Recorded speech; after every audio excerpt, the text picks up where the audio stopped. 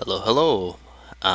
Welcome to a special edition of Dranic Plays Xenonauts. This time around, we'll actually just be focusing 100% on the air combat, doing a bit of a walkthrough tutorial on how to shoot UFOs out of the sky. So we'll actually be starting from the very beginning, actually creating a new game, and then we'll jump into some save games later at specific encounters. So we'll start with the very beginning of the game. Here we go. First UFO contact of the game, the Alight Scout versus Condor. Alright, you'll see from the very beginning the pop-up screen here. Engage, tail target. We will just follow behind the UFO that you're engaging. Engage, disengage, and auto-resolve. For this particular fight, we could auto-resolve 100% and just win, but that would defeat the entire point of doing an air combat tutorial if we just clicked auto-resolve all the way through it. Although it would be kind of funny, because you can't play the game that way successfully. So, first thing we see is that we load into the air combat screen in paused.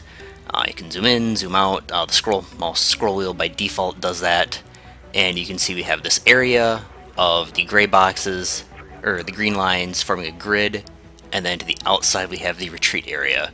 If at any time your aircraft flies into the outside, you will retreat and that plane will no longer be in the fight. Air combat ends when either all the UFOs are destroyed, all your aircraft are destroyed, or all of your craft escape into the retreat area off the grid. We'll start looking at the controls. To the left side of the picture of your plane, you have, this is your throttle lever, which you can just pull up and down to manually adjust your speeds. This little red area is actually when the afterburners are engaged. It'll automatically max the throttle out to that. This little icon in the corner shows which UFO your craft is currently locked onto and targeting. In this case, it is the Alight Scout, because that is the only craft UFO present in this one. The game will automatically assign each of your aircraft a more or less random enemy target, which you can freely click by selecting the aircraft by clicking on it either in here or clicking onto the icon for it, and then clicking onto the plane you want to target. By default, the game plots all aircraft on a collision course, meaning it will attempt to fly directly at each other, and if no one fires or everyone's out of ammo, they will just collide into each other and then sit there and spin in circles on top of one another, unable to do anything. It's kind of silly, but there it is. Directly below the picture of your UFO target, you have the Afterburner button. Increases your speed by 50%, burns fuel even faster. Below that, you have the Evasive Roll button, which is not present on the Foxtrot, which we'll see later. All other, technically the Fury, but I don't believe it's actually possible to go into manual combat with the Fury. I believe it just auto-wins. If you click on it to roll,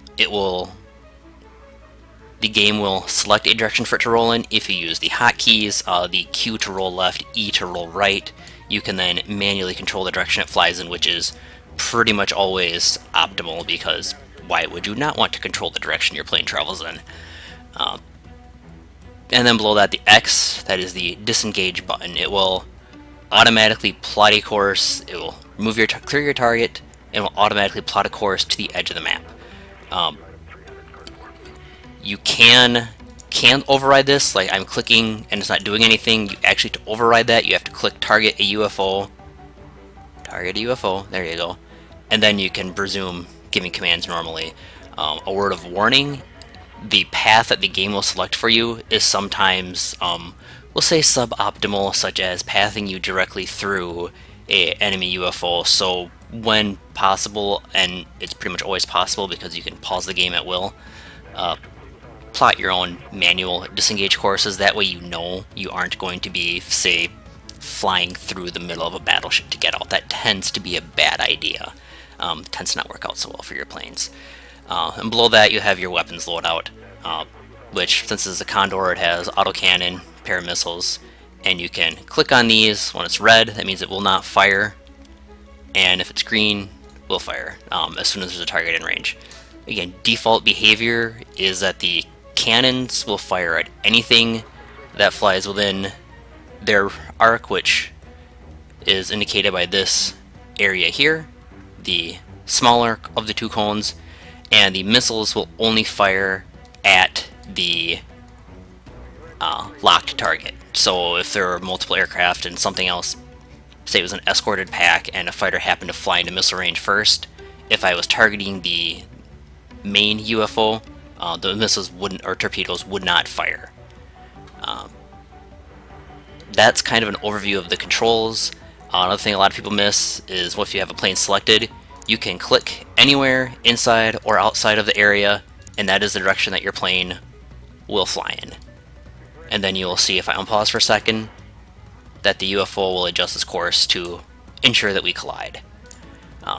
Since we are fighting a light scout though, we'll just play chicken with it. Put the afterburner on just to close the distance faster because fuel is not a concern. This is the amount of fuel you have before your aircraft has to get a low fuel warning and disengage. This is not the actual amount of fuel your aircraft has. That's an important distinction because obviously once you get down to about 50%, you would have to disengage to return home, but the fuel is not displayed that way. This is displayed when it hits 0%. That just means you can no longer continue to fight without risking the plane crashing. Well, if you go below that and you get the "you must return to base, low fuel, blah blah blah" pop up, and if you don't, then the plane just crashes. But you may still be able to take down the UFO before you run out of fuel, so that's always a choice you have to make. So we're going to go into this like a kind of a new player would. You know, okay, I'm flying at the UFO and about ready to fire my missiles, and holy crap, what did it just do? Light scouts can dodge, so we'll reload this here in a moment. I believe I can just kill this with cannons, also it doesn't really matter. So what I'm doing here is I'm actually just spamming the E button to make it roll right, and I'm basically, if you've played FPS before, I'm circle strafing.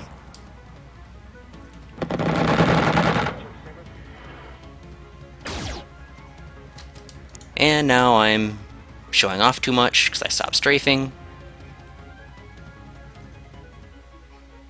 But here we go again, coming back around. And I could have done this far more efficiently with manual control, but there we go. And that is defeating a light scout with just cannons. Let's skip ahead a little bit, and then we'll do it the easy way. Blah, blah, blah. We're not researching stuff. Zooming forward, zooming forward.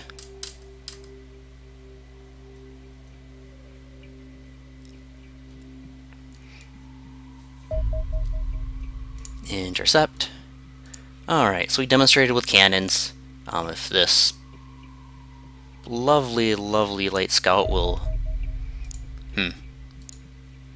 That's what I get for not using a save game.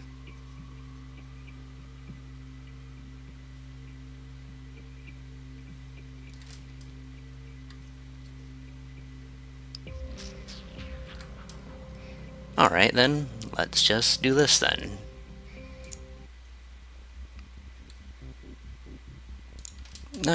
Condor 1.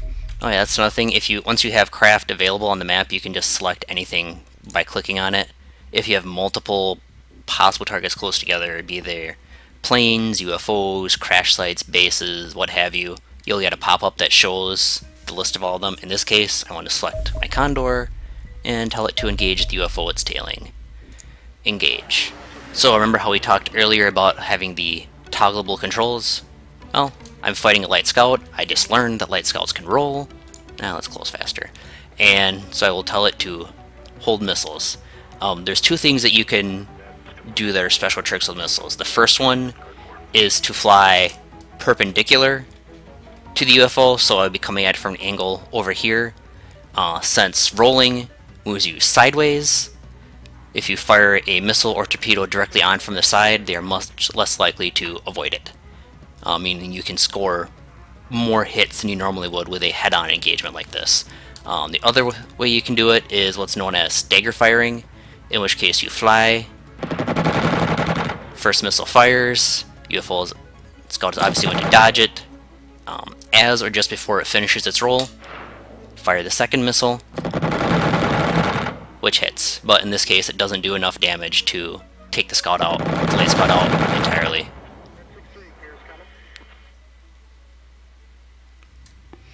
And those are pretty much your basic controls with the game, so we can get into a little bit more fun. Here's a different, yes, and of course the fighter, which is where the roll feature comes into its design purpose. Enemy interceptor types are always distinguishable by they are the only craft in the game that have a very small signal size, and then you can tell the difference between them by their speeds. A light scout or a fighter, in addition to appearing earlier in the game, has a speed of 1,800 kilometers per hour. Heavy fighters are 2,800, and I forget what interceptors are. They're somewhere around 4,000. Anyway, they're even faster, so you can always tell exactly. And that's the same true for most UFOs. If it's a small signal and it's traveling at, I believe, either 1,400 kilometers, it's a light scout. If it's 2,000, it's a scout. If it's medium, traveling at 1,400, it is a corvette. 1,800 will be a landing ship, and so on and so forth. The only ones that double up are the true bomber types. Bomber and strike cruisers have the same speed, I believe, of cruisers and I believe it's corvette, respectively. So anyway, we're already plotted on an intercept course with this fighter, and we don't care about you at the moment. So, and you'll see it with an air superiority squadron, like enemy fighters, the disengage and tail buttons are not options. You can fight, or you can fight. Because in this case, the UFO is specifically seeking out and targeting you. It is possible to dodge and deactivate them, which would essentially have you immediately disengage and fly out. Then the alien fighter will, I believe it's either 1 or 2 hours that it will not engage again. It will allow your craft time to retreat, because if they would automatically re-engage, then they would just, constantly re-engage you as soon as you retreated, and you would eventually run out of fuel and crash. And they did that for a while in the beta, and players hated it, so thankfully that behavior was able to be changed. Alright, so we are going to select our fighter. The distance that you roll when using the evasive roll is determined based on your speed, which, as you'll see later, means that Corsairs can roll a almost comically long distance, whereas a Condor that is just at normal speed barely budges. This is important both for getting better firing angles and just for general maneuverability, just being aware that's what will happen. So first things first, we can see that this fighter has a wide outer area. This is its missile range, and then the shorter, smaller area for its cannon fire. And most UFOs, other than scouts and light scouts, have this same arrangement where there is a larger, longer range weapon, and then a smaller cannon-style weapon at shorter range. Fighter types are unique in that they carry missiles, and they only have 2 of them. All other UFOs have functionally infinite ammo for all their weapons. It's somewhere, I believe they all have about 9,999-ish rounds of ammo for all other weapons, which is functionally infinite in this game and how the air combat plays. So what we're going to do, we know it's a fighter, we know that they can roll, so we're going to tell our missiles to not auto fire. And we'll turn on the Afterburners, and we are going to zoom way in so we can see when it fires. Unidentified object, that would be a missile. So we're actually going to let it get a little bit closer, and then in this case we're going to brake left. So we roll, watch the missile fly past harmlessly. Second one fires. See, this is still, the evasive roll is still lit up, which means that it is still on cooldown. There is a 1 or 2 second cooldown on that. Now we could roll left, which would put us further into the direction of the UFO's fire cannon, or we could roll right, which would bring us out of the danger zone where its cannon would not be pointing towards us. So either way we need to roll because the missile will do heavy damage to us. So we're going to roll right. Let's just get in a little bit of additional cannon fire, and if we wanted to push it further away, fire a missile, just like before, let it roll towards the edge. You have to be a little bit careful because if it was already at the edge of my missile range and it rolled out of my cone here, I would not be able to immediately fire my second missile, but since it was pretty much in the center of my range, I knew it was safe. So we'll fire the other one, and there we go.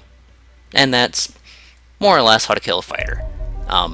The groups that have multiple fighters, you can do pretty much the exact same thing. My suggestion there is just to have each fighter or each Condor engage an individual fighter and just let them basically do that versus each other, and that's about the simplest way to do those fights.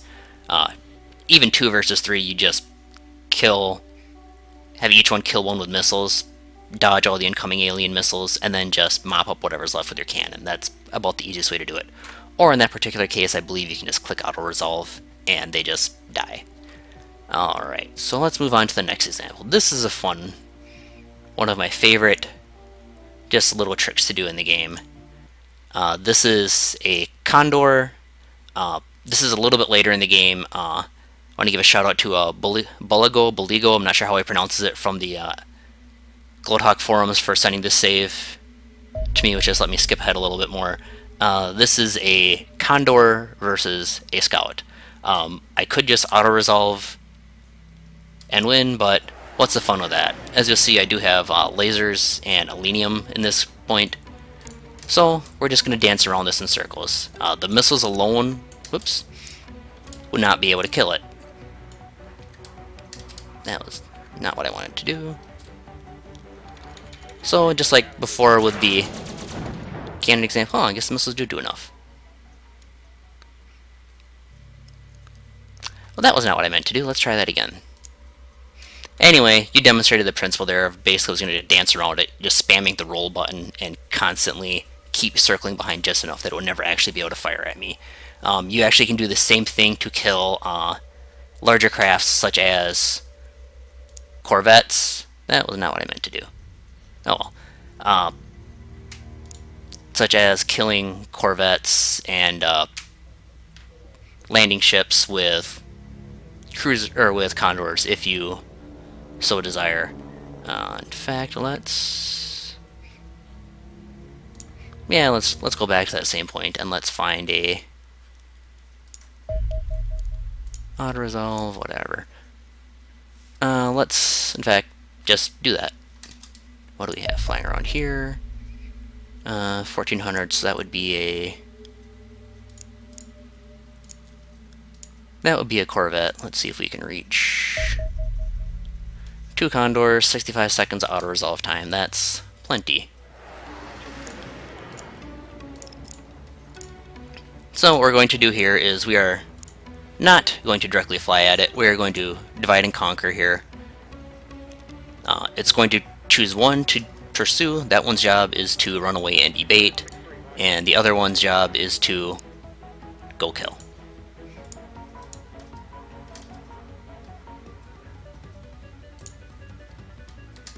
You need to be a little further over, so... Oh, I misread that. It was actually pursuing... it turned so slow I didn't realize which one was being chased.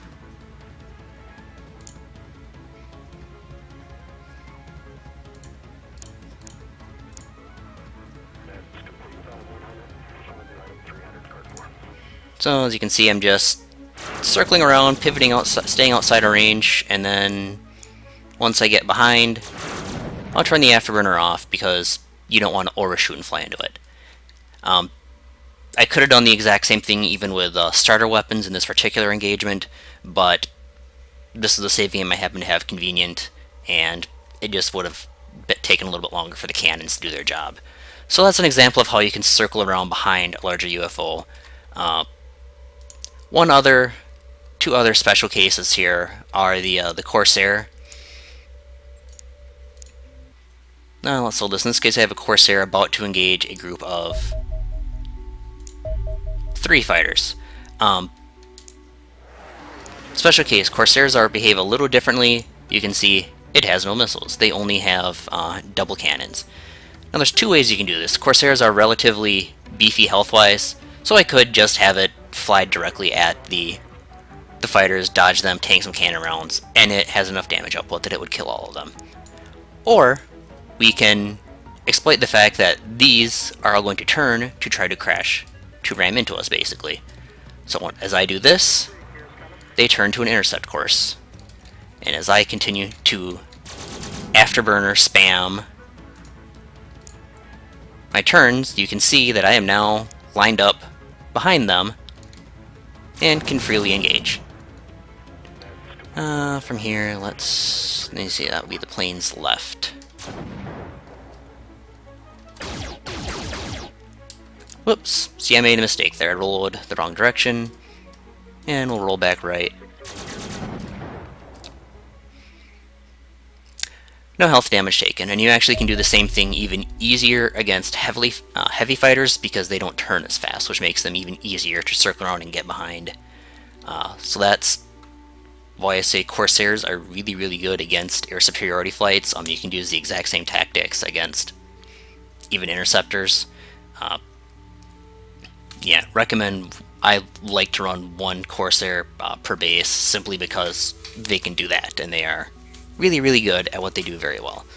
They also, otherwise, they're Foxtrots with slightly higher auto resolve scores. And one of the last special things we can do is fun with Foxtrots. And in this case, let's choose the squadron. So I have two Foxtrots out intercepting a UFO. In this case, it's a Corvette with two escorts. Now again, I could just kill all the things here. Instead, we're going to manually engage. So you can see here off to the side how multiple UFOs present. The game has chosen to target each one. So look at my Foxtrot 2. It's targeting the Corvette. Has a Corvette icon there. And this was highlighted here. If I choose the other one, it's targeting a fighter. Obviously, I don't want to engage a fighter with torpedoes. That's generally a bad idea. And the only reason you would send a pair of Foxtrots after an escorted UFO is if you were to try to kill the main craft and get out. The one that spawns in the center is the main craft. If you kill that, the UFO wave despawns. You just don't get the alloys for taking out the fighters. So in this case, Afterburner's on, Corvette targeted, and we're simply going to fly in, shoot it. I should have barely enough time to do that before the missiles start flying. Yep, torpedoes all the way.